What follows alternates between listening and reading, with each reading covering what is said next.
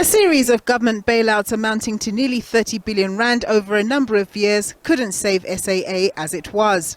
The national carrier went into business rescue in December 2019. With no further funds forthcoming from government and COVID lockdowns kicking in, all SAA flights were halted in May 2020. Come April 2021, SAA came out of business rescue, with the workforce trimmed down by nearly 3,000 people. In June 2021, the Department of Public Enterprises announces Takatso Consortium as the government's strategic equity partner in SAA. And in September 2021, SAA resumed commercial flights, albeit at a much smaller scale than its previous operations. The Minister of Public Enterprises, Pravin Gordhan, has been mum about key details pertaining to the Takatso deal, which involves the consortium assuming 51% ownership of the airline. He's been quiet around any other bidders that may have taken part in gunning for the SAA strategic partnership. As things stand now, there are a number of regulatory hurdles that the deal must go through. The competition authorities are currently examining the deal, but that process is not expected to be that onerous.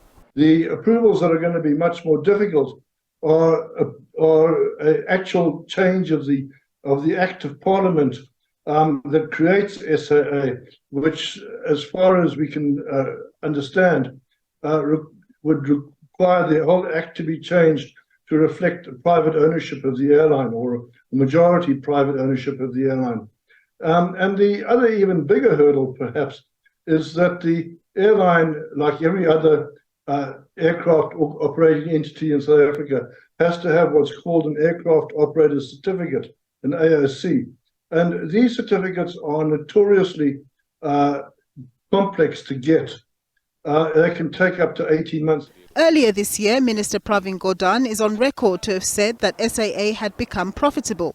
A number of factors are likely to have helped the airline hover in positive financial territory. Now, it hadn't earned them from just earned that 700 million from operating terrifically effectively. What it had done is that it had gone after money that was just stranded, if you like, by the non-payment from Angola and Zimbabwe and Nigeria, the so-called blocked funds. So I believe that with government's help, the airline managed to free up a substantial amount of those blocked funds. And at the same time, it sold off at least one or two of its airliners, of the big four-engined A340s.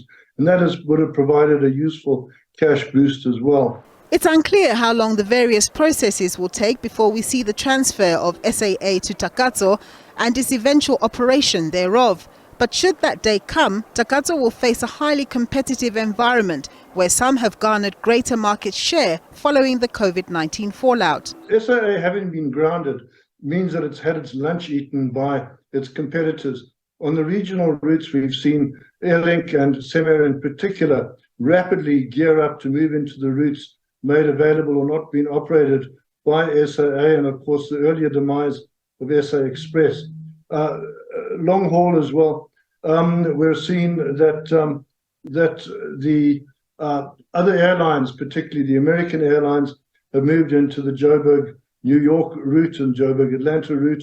We're seeing the European airlines have also taken up a lot of the space. And of course, the Middle East three, in particular, Emirates and Qatar, have also taken up a huge amount of the routes that SAA had. They've got much more modern aircraft. They're much more fuel efficient, around about 17 to 20% more fuel efficient than SAA's historic four-engine fleet. And SAA's in-flight entertainment offering is no longer competitive either. So it will be extremely difficult for SAA to try and claw back that lost market share. As part of Takatso's takeover of SAA, the government undertook to ensure that the airline was debt-free. At the time of business rescue, it said it would provide up to 3.5 billion rand to clear legacy debt. Finance Minister Enoch Godongwana announced a transfer of 1 billion rand to SAA at the recent budget. But it still remains unclear as to whether the full 3.5 billion rand to cover the debts accrued has been paid. Nompumelelo Siziba, SABC News, Johannesburg.